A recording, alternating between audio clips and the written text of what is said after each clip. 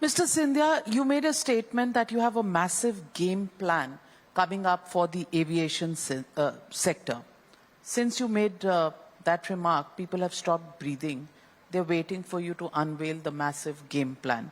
On the India Economic Conclave, would you want our audiences to know what that massive game plan is all about? So that's a good follow-up question, because once you define your mission and the growth drivers and demand, then the next plausible question is how are you going to make sure that you're able to service that demand. And I'm in a service industry, I'm in a service business. And therefore, the two fundamental, again, precepts based with that, if you look at airports, when I talk about the fact that we're going to grow from 148 to almost 200, 220 airports over the next 4 to 5 years, we have close to a 98,000 crore capex plan in place for the next 3 to 4 years. That is going to be driven not only by the private sector, but it's going to be driven by the private sector and the public sector through Airports Authority of India. Airports Authority of India will roughly do a capex between 32 to 34,000 crores out of those 98,000 crores, which will cover 42 greenfield airports and 42 brownfield airports and 3 greenfield airports, of which one we've already built in Holongi in Arunachal Pradesh at a cost of roughly about 750 crores. The private sector, through the capex number that I just talked about, roughly about 60,000 crores odd, will expand capacity in 4 brownfield airports and build out an additional 3 greenfield airports. So that being the plan, from a macro perspective, civil aviation has always worked on a hub and spoke policy. So when you look at both the hubs and the spokes, we've got 6 metros in our country. Our current throughput capacity in our 6 metros, which is Bombay, Delhi, Kolkata, Hyderabad, Bengaluru, Chennai, those 6 metros is roughly about 220 million throughput on an annual basis. In the next 3 to 4 years, that throughput on the 6 airports, including Jewar and Navi Mumbai, which are coming up, will go to a 425 million. So those are the numbers that we're talking about. Delhi Airport today services roughly about 70 million passengers.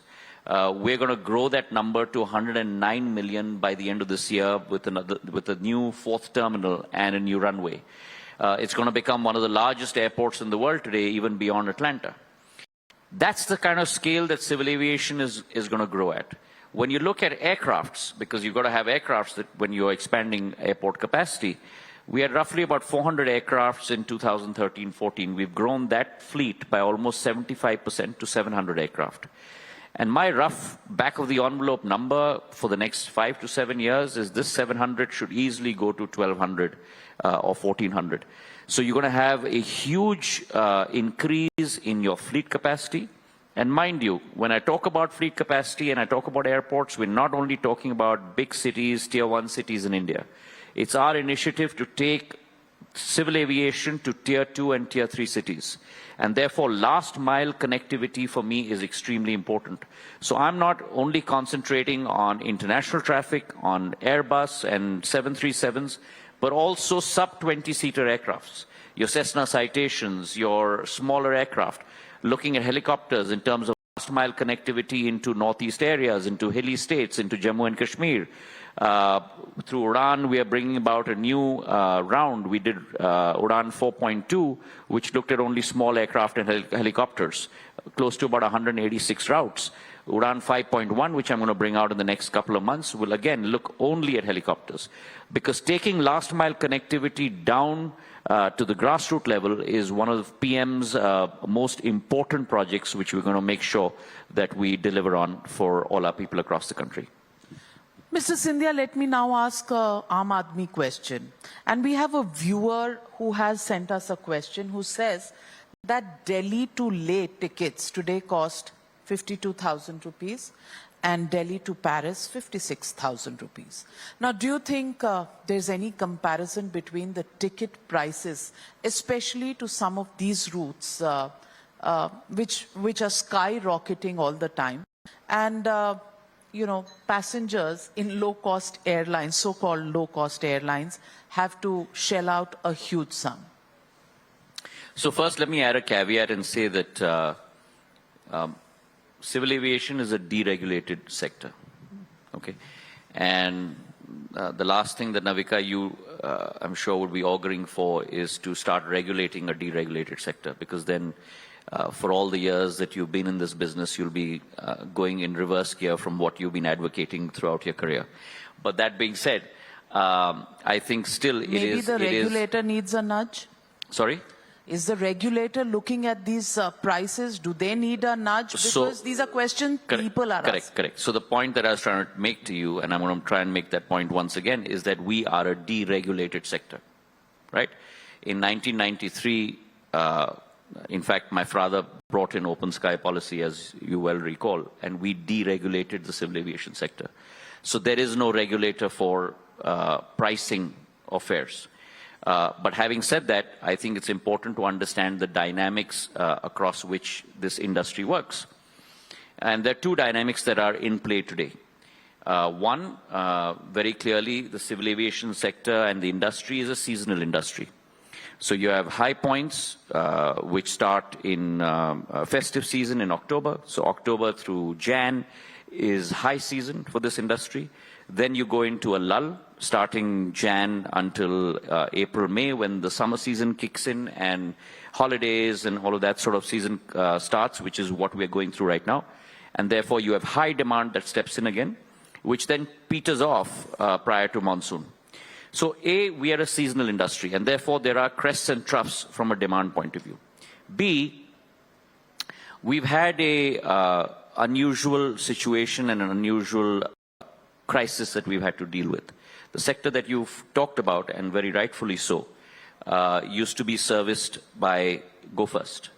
And the very fact that Go First has applied at to NLCT and has going through its restructuring, which means that there's been a pullback from the 315 odd routes that they were applying, has meant that there has been an excess demand on the routes that they were applying. Now, we've given additional routes to other airlines, but it's a very piquant situation, if I may use that word, because I doubt whether any sector has kind of seen the vicissitudes that civil aviation has seen over the last 3 years. 3 years ago, you had a time when all your planes were sitting on the ground and there was not a single passenger for any one of these aircraft. And today, we have all our aircraft up in the air, but we don't have enough aircraft to service the demand. And the reason why we don't have enough aircraft is because the main suppliers of aircraft across the world, whether it's Airbus or it's Boeing or engine suppliers, Pratt & Whitney, all have supply chain issues.